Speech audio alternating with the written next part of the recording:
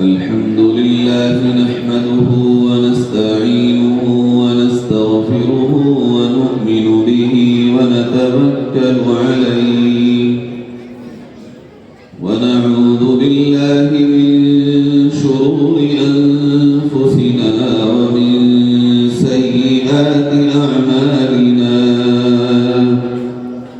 من يهده الله فلا مضل له ومن يضلله فلا هادي له ونشهد أن لا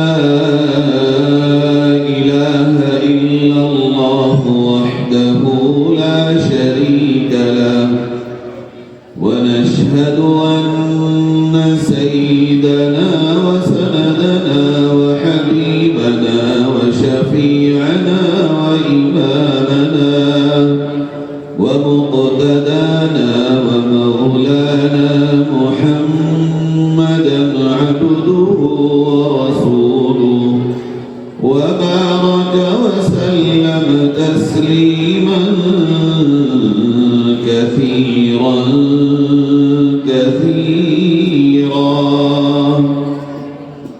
أما بعد فأعوذ بالله من الشيطان الرجيم بسم الله الرحمن الرحيم وإن كان مثقال حبة من خردل أتينا بها وكفى بنا حاسبين صدق الله مولانا العظيم. درود شریف اللهم صل على سيدنا وعلى آل سيدنا ومولانا محمد كما صليت على إبراهيم وعلى آل إبراهيم إنك حميد مجيد. اللهم بارك على محمد وعلى آل محمد كما باركت على إبراهيم وعلى آل إبراهيم إنك حميد مجيد. سب سے پہلے اللہ کا شکر ادا کرتے ہیں کہ اس نے ہمیں اس عظیم الشان پروگرام میں شریک ہونے کی توفیق عطا فرمائی اور دعا کرتے ہیں کہ پروردگار عالم ہمارے یہاں آج پہلی بار ہمارا آنا ہوا. اس مدرسے کے بارے میں جو معلومات ہمیں دی گئی اور بتایا گیا وہ بہت ہی خوشی کا اور مسرت کا باعث ہے کہ یہاں دینی تعلیم کے ساتھ ساتھ عصری تعلیم یعنی اسکول کی تعلیم کا بھی معقول انتظام. اور صحیح بات یہ ہے کہ اس دور میں ایسے بھی اداروں کی ضرورت ہے. ان اداروں کے ساتھ ساتھ جہاں خالص دینی تعلیم ہوتی ہے ان کی بھی ضرورت ہے، مگر ایسے اداروں کے لیے امت کو شدید ضرورت ہے کہ جہاں دینی تعلیم بھی ہو اور دنیا کی تعلیم بھی ہو. اور ساتھ ہی آج کل چونکہ تعلیم کو کاروبار بنا دیا گیا، لوگ تعلیم کا کام پورے ملک میں آپ جا کے دیکھیں گے تو جیسے اسپتال کسی دور میں بہت بڑی خدمت کا ذریعہ ہوتا تھا، آج اسپتال اور ڈاکٹری بہت بڑے کاروبار کا ذریعہ ہے. خدمت کا جذبہ کم ہے، کمائی کا جذبہ زیادہ ہے. سامنے والے کے ساتھ ہمدردی کم ہے اور کمائی کا جذبہ اس کے اندر بہت زیادہ ہے. اسی طرح تعلیم کے میدان میں بھی یہ خرابی پیدا ہوئی ہے. لگ بھگ 20-30 سال سے کہ اب تعلیم کو بھی لوگوں نے کاروبار بنا لیا۔ حالانکہ یہ دونوں میدان، چاہے وہ ڈاکٹری کا میدان ہو جس کو ہم صحت کا میدان کہتے ہیں، اور چاہے وہ تعلیم کا ایجوکیشن کا میدان ہو، یہ دونوں فیلڈ خالصتاً خدمت کے زیادہ اور دنیا کے کم۔ دونوں میں اگر کوئی چاہے گا تو اپنے اپنے کام کو کر کے جنت کما سکتا ہے، دنیا میں بھی وہ ترقی کر سکتا ہے۔ اس طرح کے ادارے جب وجود میں آتے ہیں تو یاد رکھیے اس لیے اس دھارے کو تبدیل کرتے ہیں کہ تعلیم خدمت ہے، تعلیم ہر ایک کا حق ہے۔ وہ صرف امیروں کا حق نہیں ہے بلکہ ہر اس بندے کا حق ہے جو تعلیم کو حاصل کرنا چاہے۔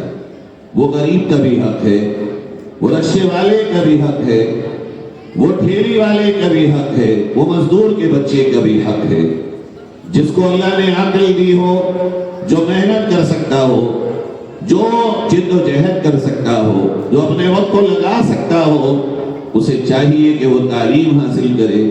اور چلانے والے ادارے کے جو ذمہ دار ہوں انہیں چاہیے کہ وہ اس بھید بھاؤ کو ختم کر کے تعلیم کو خدمت کا ذریعہ سمجھیں۔ تعلیم محض کاروبار نہیں بن سکتی، چونکہ جو قوم تعلیم یافتہ ہو، جس قوم میں ایجوکیشن ہو، جس قوم کی نسل ایجوکیٹڈ ہو، جس قوم کے پاس ایجوکیشن کا ہتھیار ہو، دنیا میں اسے کوئی مات نہیں دے سکتا۔ آج ہو، گزرا ہوا کل ہو، آنے والے 1000 برس ہوں، دنیا میں ترقی کا راز تعلیم ہے۔ یہ راز ہمارے نبی نے ہمیں بتایا۔ جب آپ صلی اللہ علیہ وسلم مدینہ منورہ آئے، آپ نے وہ صحابہ جو لکھنا پڑھنا نہیں جانتے تھے ان کو لکھنا پڑھنا سکھایا اور اس کا انتظام کیا۔ یہاں تک کہ پڑھانے والا اگر مسلمان بھی نہ ہو تب بھی آپ صلی اللہ علیہ وسلم کے صحابہ نے اس میں کوئی آڑ محسوس نہیں کی۔ علم سیکھو، ایجوکیشن آنا چاہیے، لینگویج آنا چاہیے۔ اگر ہمارے پاس صلاحیتیں ہوں گی، مال چھینا جا سکتا ہے، دولت لوٹی جا سکتی ہے، عہدوں سے اتارا جا سکتا ہے، مکانات توڑے جا سکتے ہیں، زمینوں پہ قبضہ ہو سکتا ہے، مگر علم اور تعلیم کو دنیا کی کوئی طاقت کسی بندے سے کبھی نہیں لے سکتی۔ ہنر اور فن ہمارا اپنا ہے، ہم جنگل میں ہوں گے علم ہمارے ساتھ ہوگا، آسمانوں میں ہوں گے علم ہمارے ساتھ ہوگا، ہم صحراؤں میں ہوں گے علم ہمارے ساتھ ہوگا، سمندر کی کشتیوں میں ہوں گے علم ہمارے ساتھ ہوگا۔ علم و ہنر دنیا کی کوئی طاقت آپ سے چھین نہیں سکتی۔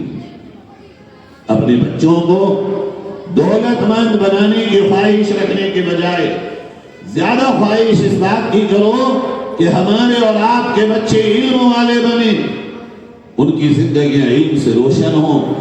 علم دونوں علم ہیں، دنیاوی تعلیم بھی علم ہے گرچہ اس کو ہنر کہا گیا، اور حقیقی علم قرآن کا علم ہے، حقیقی علم شریعت کا علم ہے۔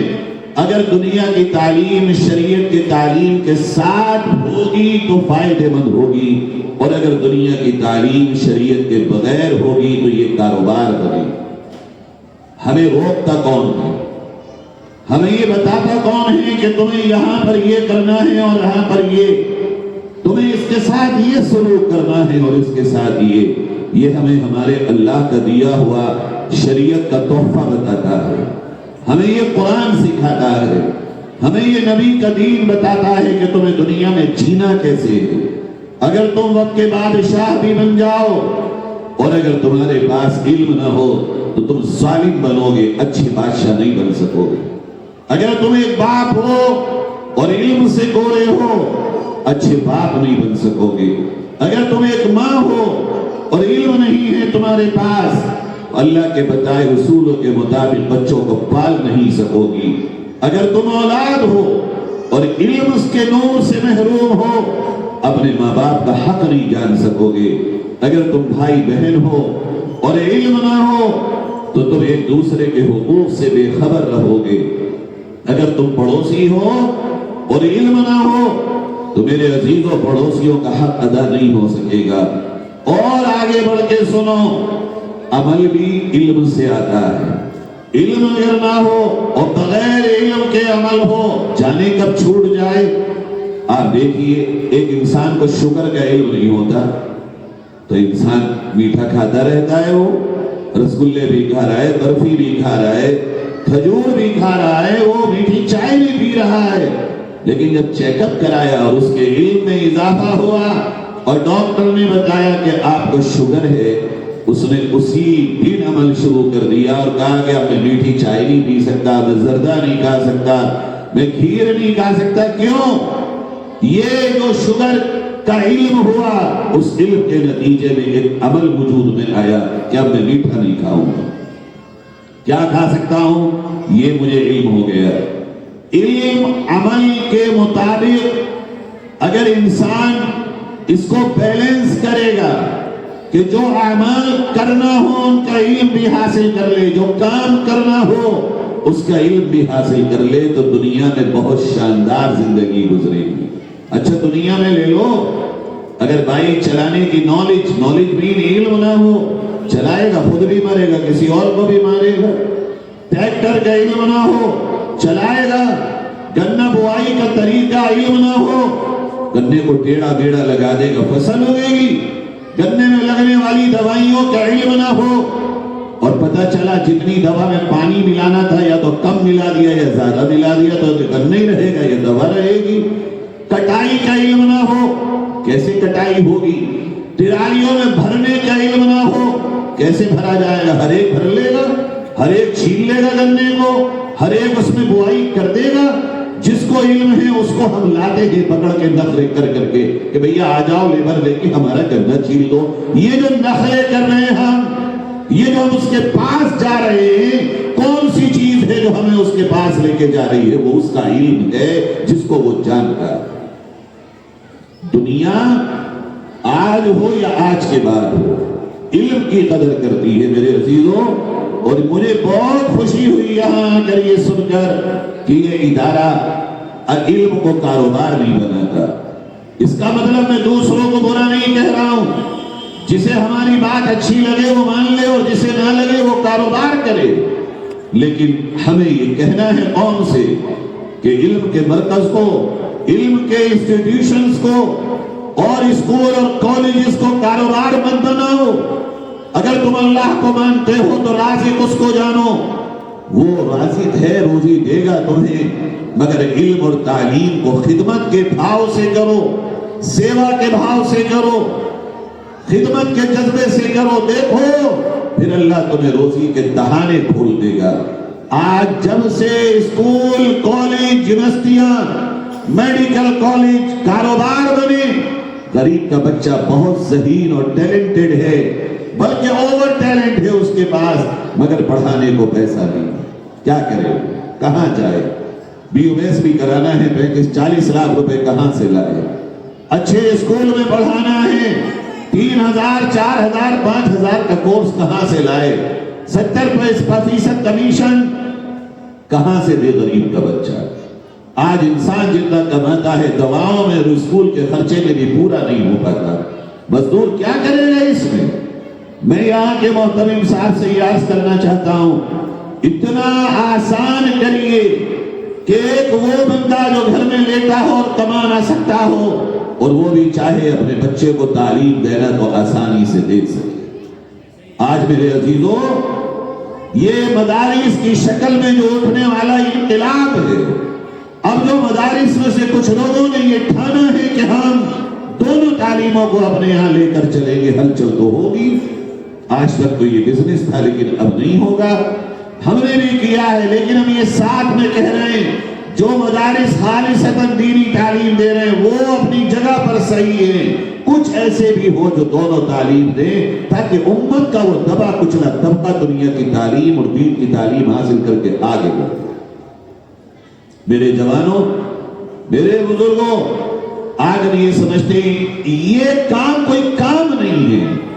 انگریزوں کے آنے سے پہلے ہمارے یہاں مدرسے اور اسکول الگ نہیں ہوتے تھے, ایک جگہ دونوں تعلیمیں ہوتی تھیں. انگریزوں نے آ کے ہمیں بانٹا, بلکہ بانٹا نہیں, انہوں نے ہماری جڑوں کو کھوکھلا کرنا چاہا تب ہمارے اکابر نے خالصتاً دینی تعلیم کی حفاظت کے لیے دارالعلوم دیوبند کا قیام عمل میں لایا، تب انہوں نے قدم اٹھایا۔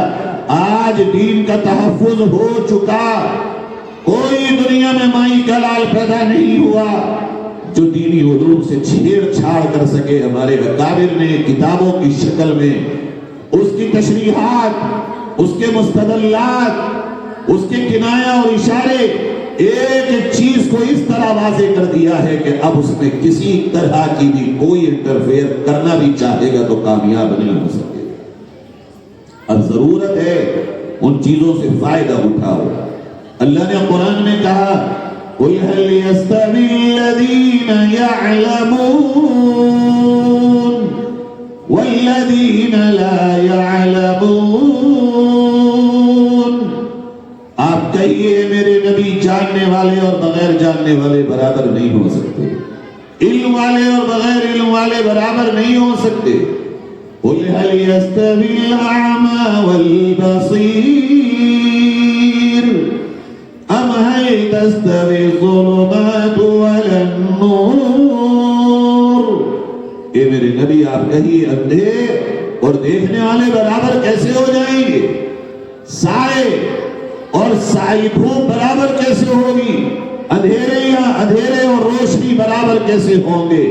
علم ایک نور ہے، علم ایک سایہ ہے، تعلیم ایک روشنی ہے۔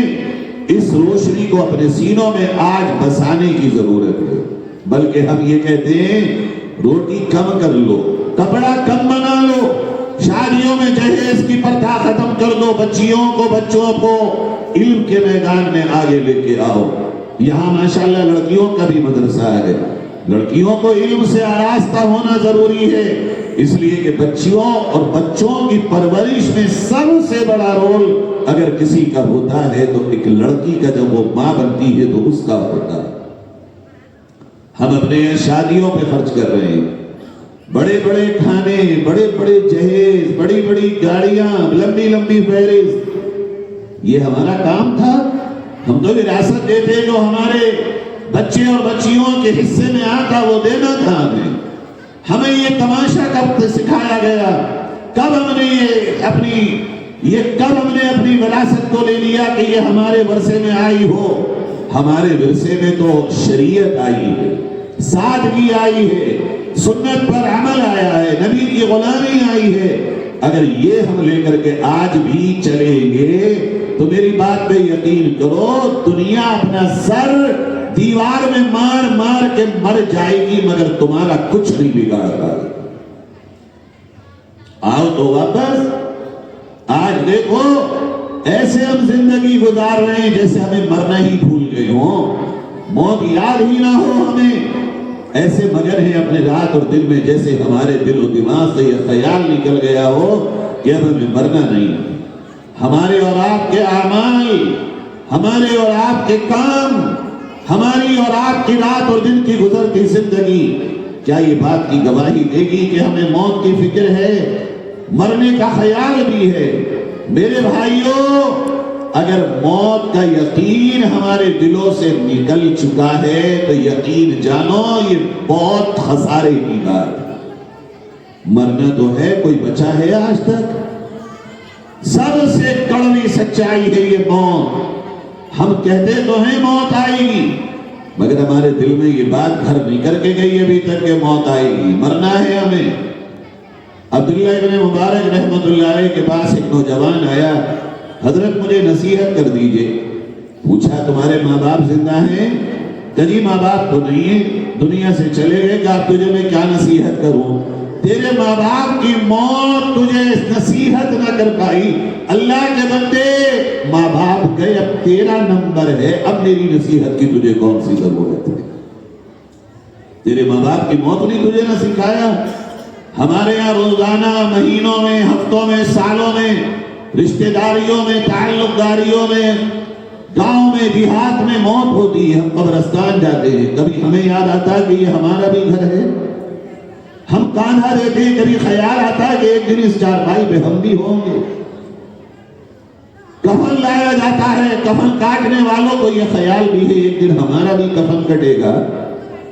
ایک دن ہمارا بھی سلے گا یہ کفن، ایک دن تختے پہ ہم بھی لٹائے جائیں گے۔ میرے عزیزوں، ہم یہ بھول چکے ہیں۔ اور موت اکیلی ایسی چیز ہے، اگر یہ یاد رہے گا ہمیں کہ مرنا ہے، تو اللہ ہمیں گناہوں سے اس یاد کی وجہ سے روک کے رکھے گا۔ غلط کاموں سے روکنے کی ایک ہی چیز ہے کہ موت یاد ہو، جانا ہے اللہ کے یہاں، حساب دینا ہے ہمیں۔ اب کب آئے گی یہ تو کسی کو نہیں پتا، کب پکڑ لے یہ موت یہ تو کسی کو علم نہیں ہے، چاہے وہ بچپن میں پکڑ لے، چاہے جوانی میں ہو، چاہے بڑھاپے میں ہو، موت تو آنی ہے، یہ تو سب کو پتا ہے۔ مانتے نہیں ہیں ہم۔ اللہ تو قرآن میں یہاں تک کہتا ہے کون سے زمین کے حصے پر اور کون سی دھرتی کے ٹکڑے پر تمہاری موت آئے گی اس کا بھی علم تمہیں نہیں ہے، مگر آئے گی۔ گھر سے نکل رہے ہو، واپس آؤ گے، اس کا یقین نہیں ہے۔ جو آج کی رات ہے یہ آخری ہو، یہ پتہ کچھ نہیں ہے۔ یہ جو کھانا کھایا ہے آج یہ آخری لقمے ہو، اس کا پتہ نہیں ہے۔ یہ جو پانی پیا ہے ہم نے یہ آخری گھونٹ ہو، علم نہیں ہے۔ اور یقیناً ہوگا کوئی گھونٹ آخری، یقیناً کوئی نہ کوئی لقمہ بنے گا آخری، یقیناً کوئی نہ کوئی دن ہوگا آخری، ہوگا اور ہوگا، یقیناً کوئی نہ کوئی رات آخری ہوگی، مگر کون سی؟ اللہ کہتا ہے یہ تو صرف میں جانتا ہوں، تم نہیں جانتا۔